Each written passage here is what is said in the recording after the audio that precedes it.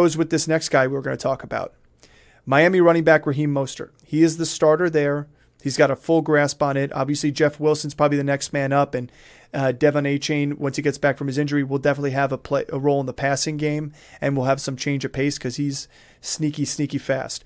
But Raheem Mostert has had the trust of Mike McDaniel before he came over to Miami. There's a reason why he came to Miami. There's a reason Wilson came to Miami. And Raheem Mostert's not slow himself. He's a fast running back as well. He's track speed. He is track speed. So he gets a toss around the end. He's going to have some big chunk plays. And the thing about Raheem Mostert is he's not a slouch when it comes to the yards per carry himself. He has been on top of the league multiple times in terms of his yards per carry. And last year in Miami itself, he had a 4.9 yards per carry, and on 181 rushes. That is not bad numbers. He had only 3 touchdowns, and he ended up having 31 receptions himself there too. And if he keeps that number at 31, that's like there's RB1s that we're drafting out there that don't get 31 receptions. And having almost a 5 yards per carry, that's Nick Chubb numbers. Last year was the first time he was under 5. He's had 6, 5, 7, 5, 5, 10, 4. Now, obviously, the biggest season he had before this was 137 carries in San Francisco in 2019, 8 touchdowns. He finished as the RB20. Wasn't a 1,000-yard rusher, but he had 891 yards last year and 181 carries. There's a chance he could hit 1,000 yards this year if he stays healthy. That's always been his problem. I think he had 300-something yards receiving, too. Another touchdown there. Yeah. So him and Wilson were both 1,000-yard all-purpose yards guys. And he had 200 yards. 200 yards. I did a really early short on this and how both Mostert and Wilson are being criminally underdrafted. And they're undervalued for Devon Achane. And this is another scenario where Achane, he's nursing an injury right now.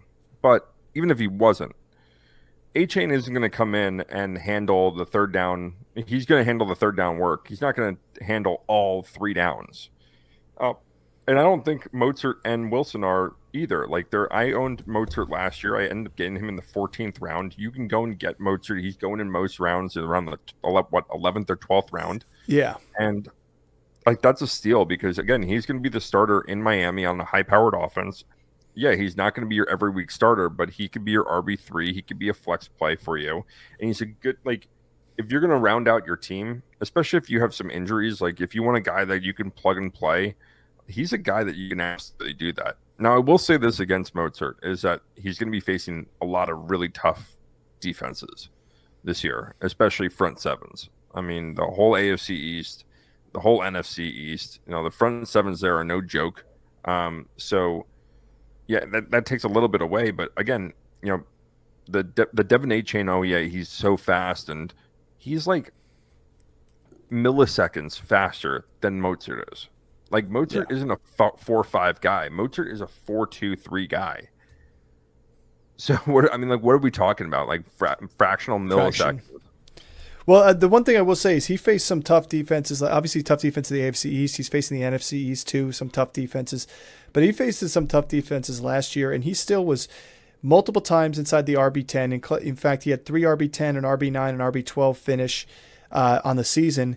But anytime he had over 14, 15 carries, he was lighting it up. In fact, every time he was over 15 carries, he was lighting it up. And his running style and his runnings is more geared towards outside runs, more of a West Coast, stretch run opportunity, which lends well on a speedy offense versus between the tackles. If you asked him to do the role of something that Zeke was doing or do the role of a Dameon Pierce, it's going to be a little bit more difficult for him.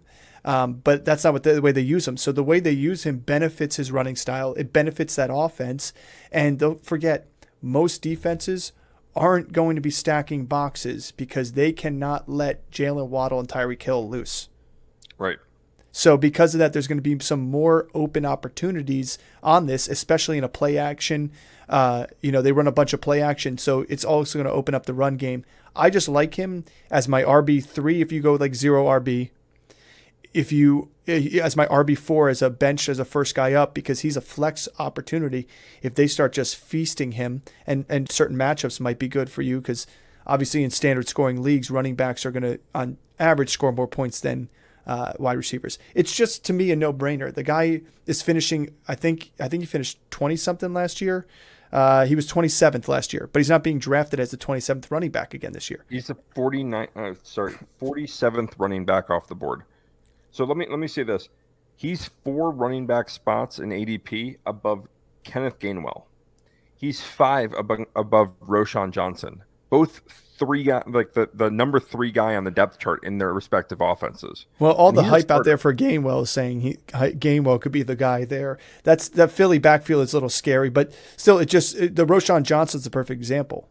He's going that close to someone like Roschon Johnson when he should be being drafted closer to someone like Khalil Herbert, or even because I think the same amount of carries for Khalil as Mostert got last year, very similar, because of the amount of snaps they've gotten there and the type of offenses. So, yeah, I mean, there's not much else I want to say about Mostert. To me, we already said it. If he's there for you late in the drafts, hit the smash button, take him.